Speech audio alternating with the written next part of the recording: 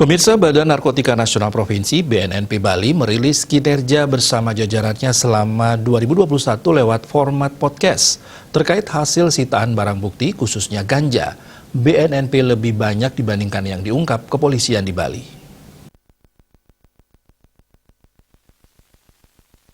Kepala BNNP Bali, Brigjen Pol Gede Sugianyar Dwi Putra mengungkapkan prediksi peredaran narkoba tahun 2022 di Bali cenderung meningkat.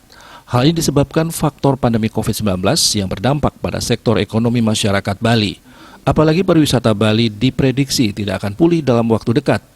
Kondisi ini berpengaruh besar terhadap cara masyarakat mencari penghasilan. Selama tahun ini ungkapnya BNNP bersama jajarannya mengamankan barang bukti ganja seberat 79.460,26 gram atau 79,4 kilogram. Bali masih rawan dan pasar potensial penyalahgunaan serta peredaran gelap narkoba. Saat ini penyebarannya tidak hanya berkonsentrasi di daerah perkotaan atau tujuan wisata, tapi merambah wilayah pedesaan seperti Kabupaten Bangli. Untuk pengungkapan kasus tahun 2021, sebanyak 43 kasus dengan 50 tersangka. Jumlah ini menurun dari tahun 2020 sebanyak 47 kasus dengan 56 tersangka.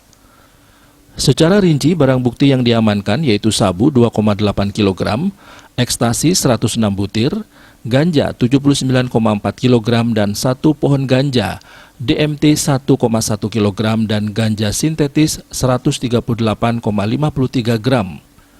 Sinergitas terus ditingkatkan dengan kepolisian, tokoh-tokoh masyarakat, komunitas, seniman dan komponen masyarakat lainnya bersama-sama menyatakan War on Drugs, perang melawan narkoba. Kertanegara Bali Pos melapor.